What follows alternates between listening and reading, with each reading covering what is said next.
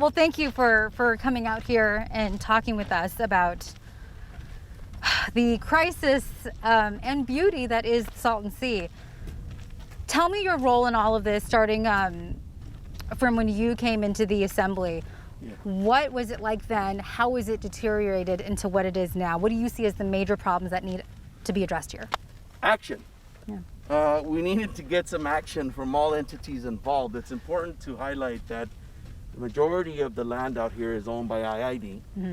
The next large landowner is the federal government. Uh-huh.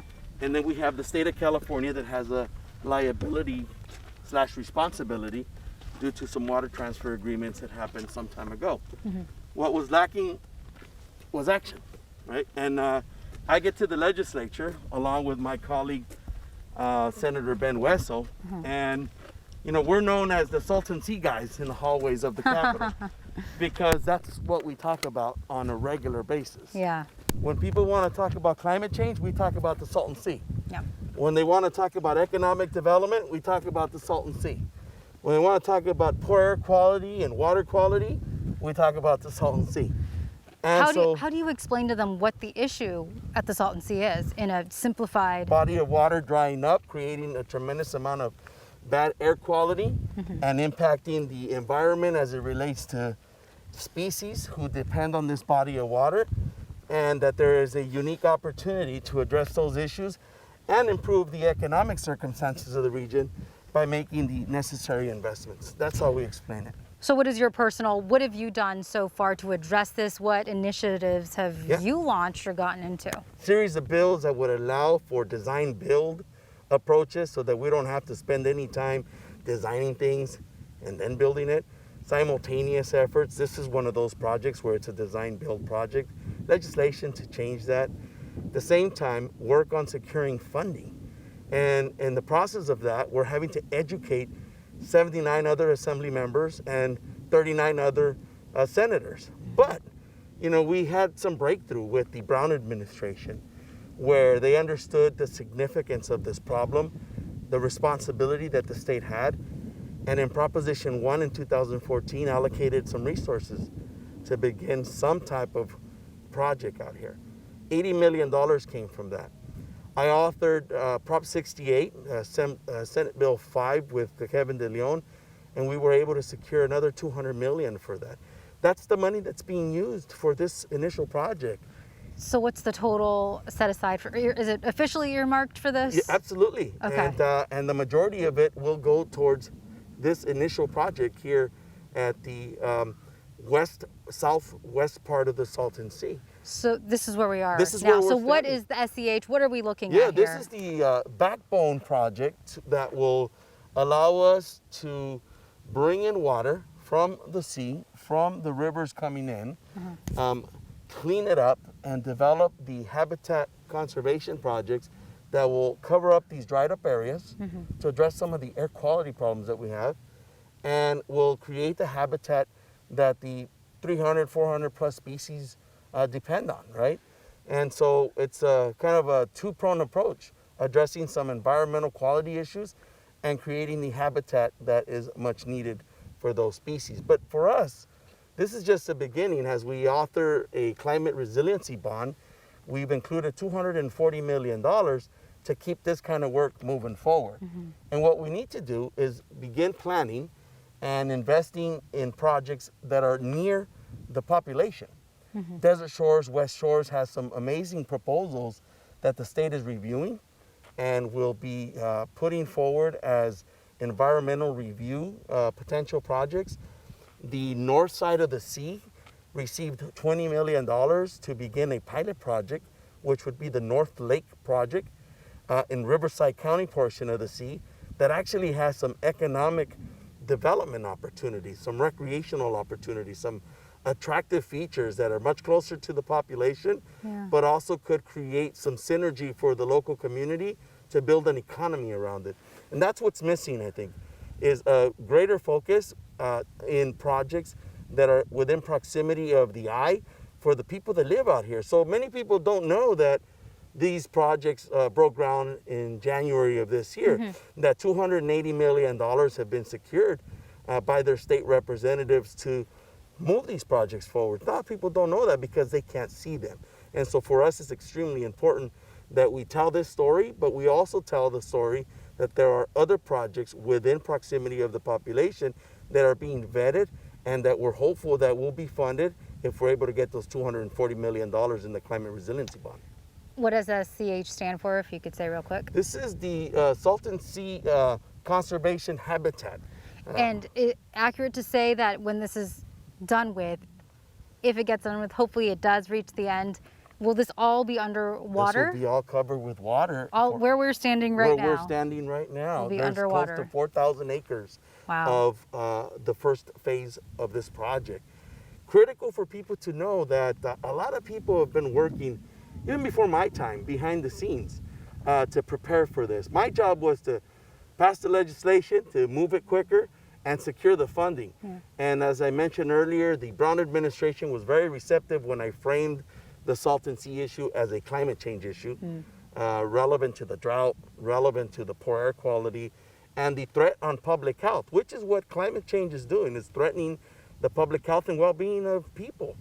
And so for us, the Newsom administration comes in and really makes this a priority. We have a Secretary of the Natural Resources Agency with Wade Crowfoot, who has made this a priority and is championing the idea of receiving another $240 million to continue to implement this 10-year management plan. We have a lot of catching up to do, and the state agencies recognize it, we recognize it, and there's no question that the people are so frustrated that in some aspects don't believe that stuff like this will ever happen. Yeah, there's a lot of cynicism out here based on broken promises in the past.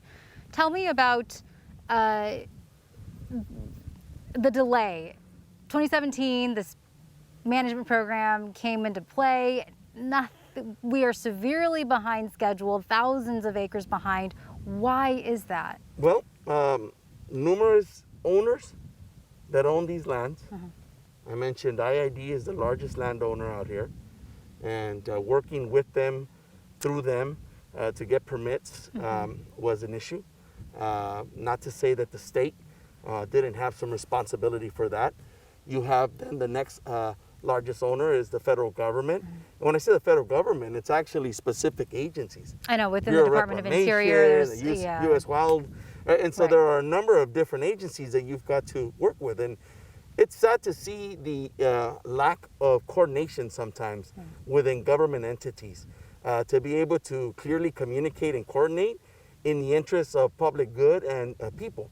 But I think we have a program in place where people are talking to each other, where they recognize the responsibility that they have to the public and the threat that this has become to the health and well-being of the people who live in this region. And so people are moving faster, and they have committed that if the money's there, because the plan is there, that we'll be able to implement this far quicker. Right. And as I mentioned to you, my priority in the state is to secure the money, if necessary, pass policies that will expedite some of these projects within reach of the state agencies, and do these projects where people live in and around. Desert Shores, West Shores, North Shore, because that's where the impact is going to be the greatest in mitigating the poor air quality and creating opportunities for an economy to grow around these projects. We have to have projects that also bring opportunity for economic growth in this region. Yeah. I wanted to ask about IID. We did an interview with IID.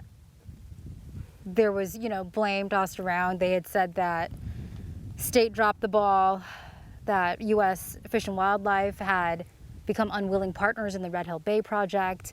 At the end of the day, what viewers hear is a lot of excuses, right? The intricacies, the politics of it, I don't think care too much for it.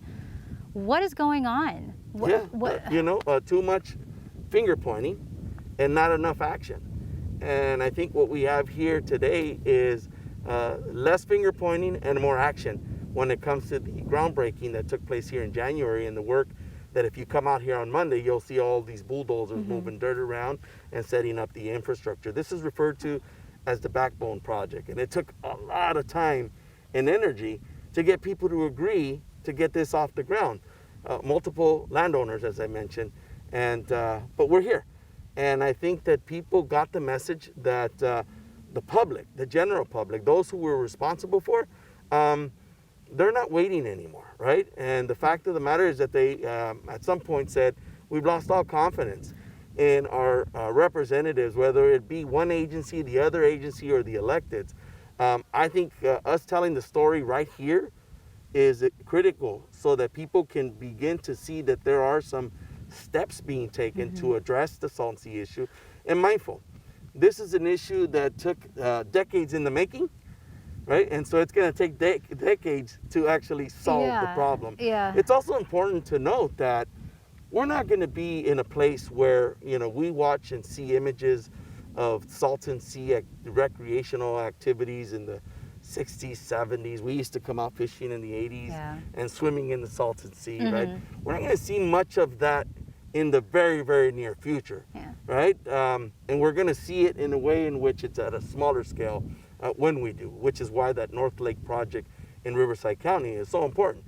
But people also have to understand that this took decades in the making. It's going to take a little while to fix it.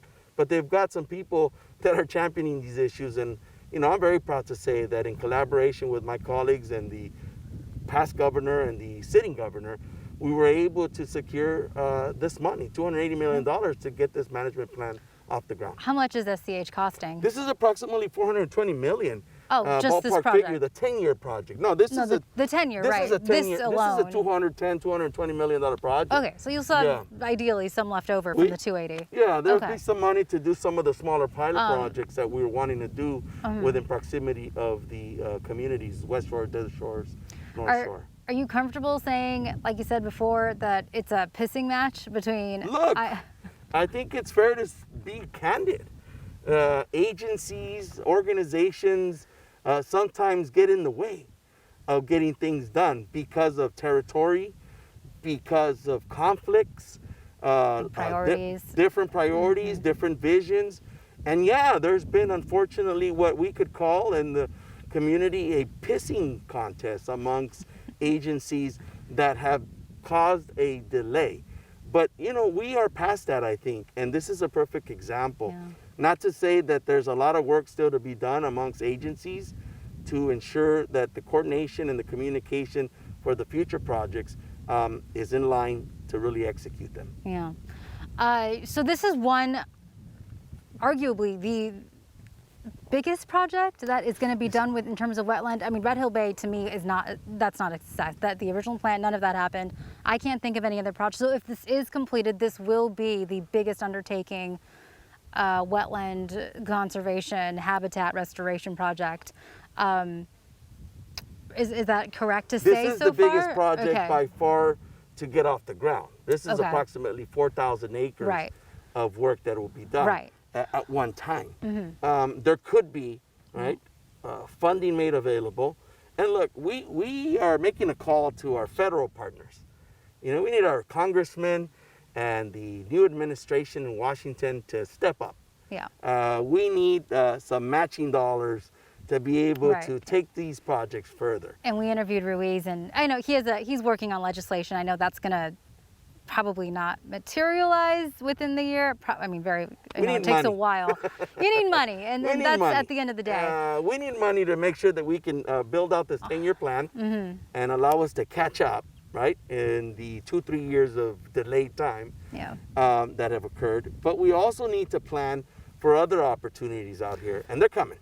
Yeah, my other question was, we have, you know, there are a lot of activist groups out here, and they say, this is a great project. Red Hill Bay was supposed to be a great project. What is the long-term overarching goal? This Ecomedia wants to import water from the Sea of Cortez up, right? They say that's the only sustainable, long-term, decades away solution that's going to be generational. And they say a lot of these projects are, you know, very valuable, but also just smaller projects that don't address the overall issue, which is that the lake is losing water. Correct. What are your thoughts on long-term solutions? Are you a fan of bringing water up? What do you think? Importing water is certainly a great concept. Where the water comes from is extremely important to be critically analytical about. The Mexican government isn't fond and excited about saying, yeah, we're going to let you, trench through our nation, international boundaries, and bring water from the Sea of Cortez up here to the north. That's just not something that the current federal administration is really excited about, nor the elected representatives from Baja California who we've spoken to. Oh, you have? So yeah, so the idea of importing water is conceptually a good one, but there are other ways to import water. There's the coastal communities, there's other waters that could be cleaned up and moved in this direction, and so we should explore all those. But for me, the priority really is getting this first phase off the ground. Yeah. And once the first phase is off the ground in a sustainable manner, I think we get into the conversations about what the long-term sustainable vision of the sea is. It's unfortunate that that's the way it needs to happen. Yeah. But, we got to crawl, and then we walk, then we run. Yeah. And I think that we're in those in-between phases of making sure that we can get these projects up and going. That to me is the number one priority. And again, making sure that we secure the money so that some of these projects closer to where the population lives can actually get accomplished. Yeah. Should we walk a little bit more or go toward the water? You wanna walk that way? Where's the sun? Those behind us, yeah. If we're backlit, do we want to get the water behind? Well, all we see is dirt around you. You want to take the cars a little closer? You're Because gonna there's see it that well. It wouldn't. in the Okay. background anyway. It'll be fine. We can just keep walking this way. Okay. We're okay. Okay. Lots of video. you in the water, close to the water. Yeah. Yeah, we have a ton of water video. You like that pissing match thing? I love it because it's language It's the people truth. understand. It's the truth. A lot of, I think, elected official language, government language is just so barely there or intangible or just talks around the issue that you're like, huh? But you put it that way, people are like, oh, Yeah. we're fighting. This Yeah. is, people aren't getting along. And I think it, kind of cuts across the noise and Can I tell you helps them something? understand. How we get to a place where we're able to actually get consensus on a management plan is when Imperial County and Imperial Irrigation District stopped fighting.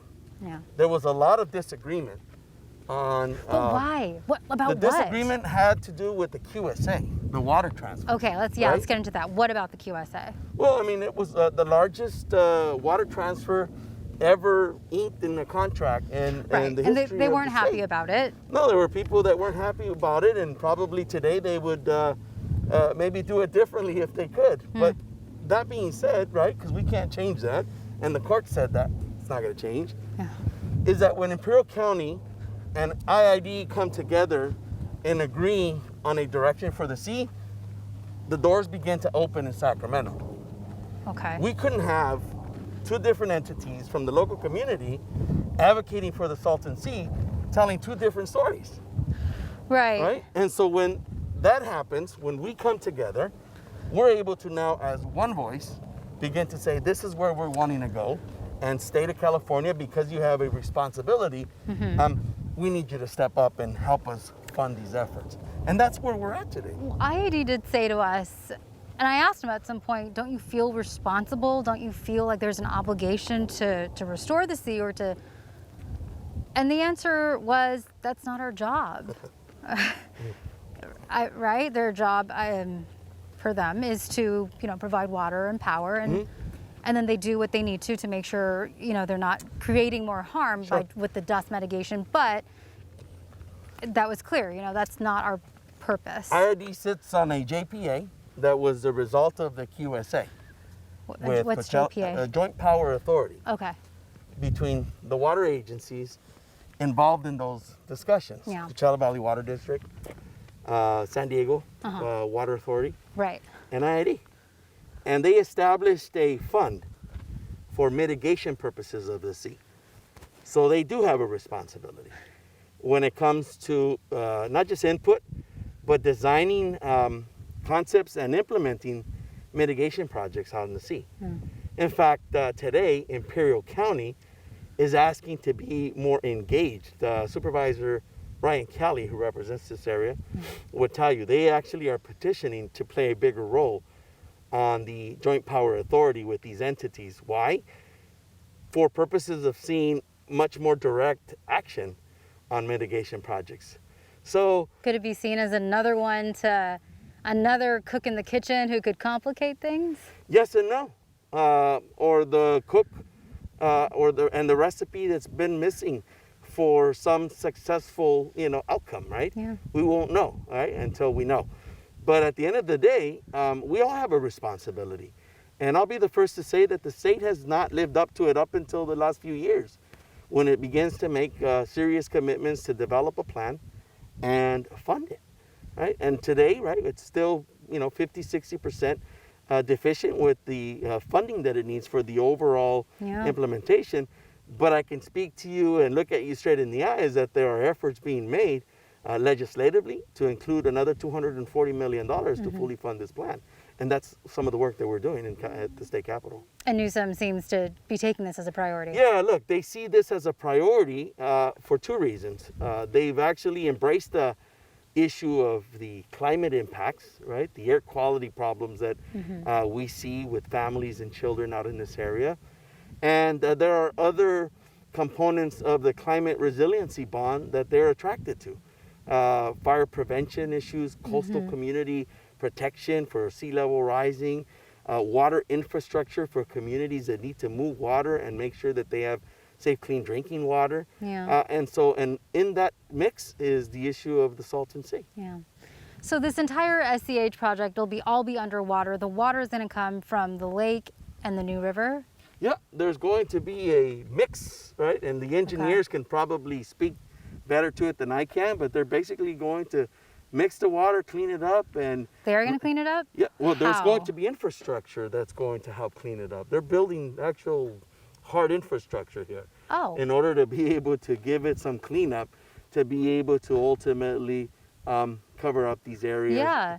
So- That's interesting. So this SCH project includes infrastructure that will be Yeah, built there'll be some with the purpose of hard cleaning infrastructure the water. that will help circulate Will the it- water. There's pipes going in. Yeah, Will it continually clean the water? that's as the it- idea. And Okay. again, there are engineers and others that can probably speak in more Okay. details about it, but that's the concept. But I think, right. When you're talking cleaning, are you talking desalinization, or are you No, talking desalination is a whole other process, This is, right? are you talking about to get the organic That's pesticides, correct. all that stuff out? The sediments out of the dirty water to kind of get cleaned up and ensure that water that's left is what is used to cover up these areas. Oh, I didn't know that. That's Yeah. great. The engineers and those folks could probably speak Okay. better to that than I can. But I think for the viewer to take away that's a Yeah. big deal. That's not That is something a I big think deal. that's been proposed on Yeah, other it's not sites. just dirty water sitting out here to cover Yeah, up. I mean, that's already dirty water, that's- dirty quality of Right. dirt, right? I mean,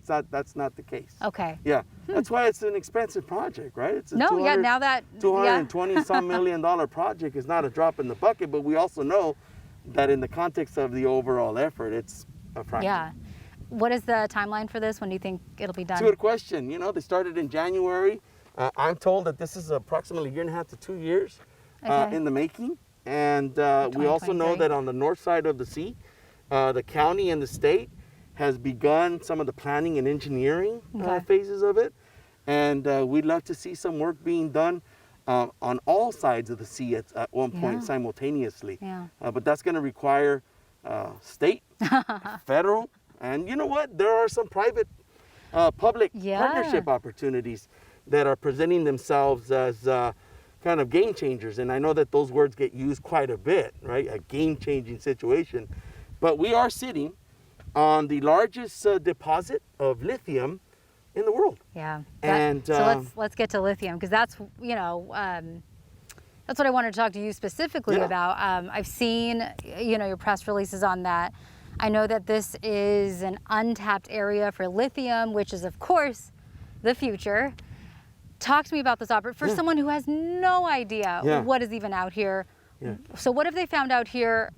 How did they discover that this was rich with lithium? Really, we've had geothermal plants generating clean energy, right? 24/7 hours a day, 7 days a week. And that's what you see out there is those are geothermal plants that have been out here for 15, 20 years.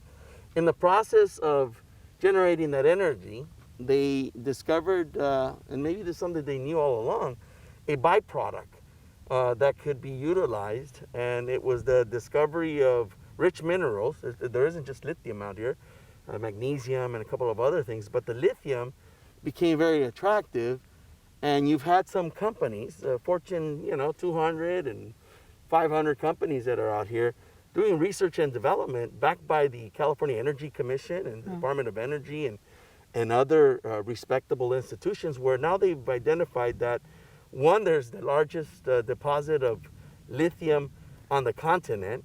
And mindful, lithium is what we use for our batteries, for our phones, our laptops. And today, the revolution of cleaner transportation leading to electric vehicles. Top priority for the Biden administration and the $3 trillion infrastructure plan.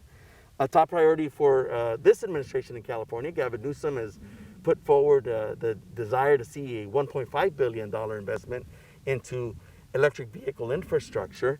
So we need the energy and we need the mineral for the development of meeting those goals and objectives, right? To put X amount of electric vehicles on the road, the storage batteries that are needed for small and large businesses, and even for grid reliability for a state like California, who's trying to achieve 100% renewable energy goals. So it's here. And what we're seeing today is a tremendous amount of interest in ensuring that not only is the lithium here extracted as a result of the geothermal development, because it's a byproduct of the geothermal energy process. It's a byproduct of it. So it's not that they're doing some extra. Along the way, already there, right? Along the way, we're seeing the opportunity to take lithium from the brine that's left over from the work that they do with generating hot steam Power, to provide the energy. Right? That's what the geothermal plants are.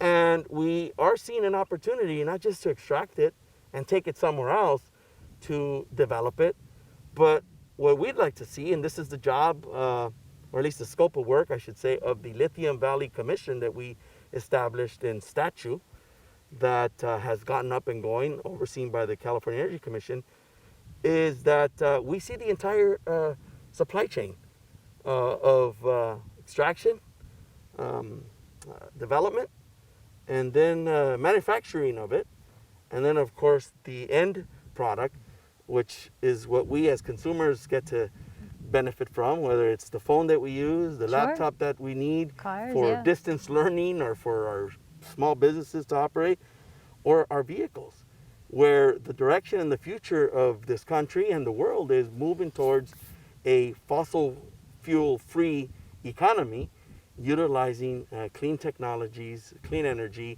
and in this case, batteries. So, I mean, it's really interesting. There is the juxtaposition of people see this as, ghost towns littering the shoreline. This is a place of the past, but really, you make it sound like it is the future with the lithium. It is the future, and some have referred to this opportunity, if done right, if aligned right with the federal government and their goals and objectives, and the cooperation of all of these entities that need to come together and talk and agree, right? That we have a Silicon Valley type situation out here. And the goal for me and for many of the stakeholders that we work with is that the community here becomes a shareholder. And I use that term because those are the terms that these big companies, corporations utilize.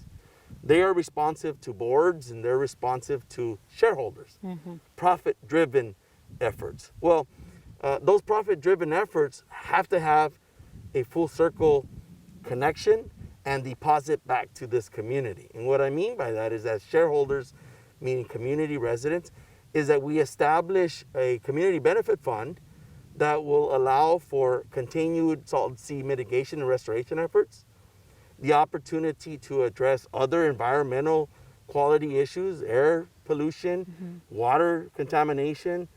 There are tremendous housing needs. There are needs to train the workforce to meet the demands of this new economy, which is a cleaner and greener one, and in this case, the lithium development here in the region. And so as shareholders, meaning the community, there has to be input and intentional investment going towards those issues that I just raised. Yeah. Let's walk back. Swap sides. But I'm gonna swap this way so the sun. I know it's a hot day. It's all good. So everything you said sounds really great in theory. Give me an example of what that would trickle down to and look like hard examples, like, you know, you build a lithium extraction plant here, they have to contribute to this fund goes to this family can benefit because X, Y. What is that coalescing into in your mind? The developers of geothermal plants, of lithium manufacturing plants, will need to be processed and approved by the county. Okay. The county has the jurisdiction to establish a community benefit fund. That fund will have very specific or very flexible criteria on how that money ought to be reinvested in the community. What's an example of one way you think it should be reinvested? Building more projects that create habitat and mitigate air pollution at the Salton Sea, right? Operation and maintenance of those projects in the long term. It's jobs. Exactly. Yeah. Housing in and around the area that will be needed for those folks working in those industries and those folks that have had to endure decades of this bad situation out here. And it's interesting, what do you think comes first? Fixing an area so that the economy and development and communities will come, or fixing and bringing development to an area so that people live there and therefore you're forced to address the Salton Sea issue? We need the resources, right, to do stuff. And so the way this is happening, and by the way, this is no theory, this is happening, as the governor would say, on real time. This is happening right now, where you have the Department of Energy investing money, you have the federal government saying, we want to move towards a cleaner transportation system, and we don't want to depend on China or on Australia or on Chile, right? On other countries that are the developers of lithium, because here in California, or at least in the United States, we think and we believe that we can do it in a much more responsible way, in a cleaner way, living wage jobs way. When I say cleaner, of course, environmentally friendly and sound, right? Because the idea here is do no harm. Yes. Right? Do no harm. We cannot do something that's going to contribute to greater environmental problems out here. And so when you ask the question of what comes first, it's the development of cleaner energy to be able to move into the lithium development and begin generating some funds for what I refer to as the shareholder community benefit fund that can begin contributing to these issues. Now, that doesn't mean that simultaneously or in parallel there aren't other things that could happen, right? I mean, as I mentioned, we're doing this here now, and they're working on the north side of the Salton Sea, which is the North Lake Plan project. For me, you know, the ideal situation is that you've got multiple projects, whether they're large, like this one, 4,000 acres, or smaller scale, that are being built at the same time. And I think we can get there. I honestly think we can get there. You grew up in Coachella. I grew up in Coachella. My parents are from Mexicali, and the entire family is spread out here through Imperial County. Did you used to come out here as a kid? We used to come out here as a kid fishing. Yeah. And hanging out for the day at the state park. And so we do remember a very different Salton Sea, as many people do. And as I mentioned earlier, we may not see those glamorous pictures of people skiing and boating, and but in the very near future, but we're going to see a smaller scale of activity where the people who live in and around the sea will be able to feel good about where they live, and that there are efforts to clean up the environment and create an economic opportunity for them and their families. And final question, each year the lake gets smaller, right? Where do you think the best place to, I mean, replenishment seems to be like the overarching, got to replenish this lake. And the QSA had been doing that up until 2017, then that water was taken away, right? Where do you think the water comes from? Now, what is your ideal, I mean, and you don't have to settle on anything, but what seemed feasible or attractive to you based on proposals you've heard in the past? Look, we've heard proposals, as you asked earlier, bringing water from crossing international borders. We've heard proposals of bringing desalinated water, from the coastal communities. We've heard the concept of just accepting the idea that it's going to be a smaller Salton Sea, and we'll need to continue with these types of habitat projects. Ideally, it would be to identify what is today's liquid gold is a source of water, right? That we could pump into the sea to maintain and sustain it at a respectable level. Knowing that there's now opportunities on the south end of the sea for the development of more clean energy through geothermal, and knowing that there's now opportunities to build the supply chain for lithium extraction and consumer needs, then there's also that idea that the areas that are drying up can be the ideal spots for that type of development to occur. Yeah. Okay. So yeah, no hard plan, or like nothing sticks out more to you. It sounds like you're not a fan of the Sea of Cortez idea. No, it's not that I'm not a fan. It's just that I've heard from Mexican government officials that they're not fans.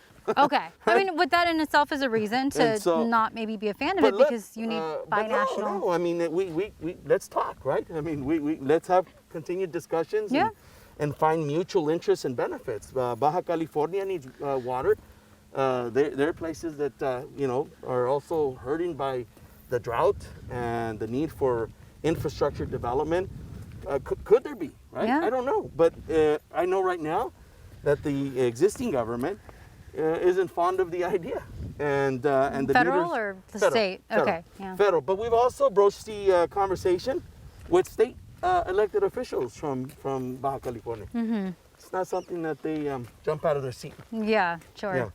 And when you say bringing in from coastal communities, do you mean digging like a canal from the coast to Salton Sea? that would be it's the same concept as the importation from down south, right? It would require infrastructure. I think it'd require pumps, versus a lot of pumps, but there's ways to do it in a way where it's done in a clean manner, right?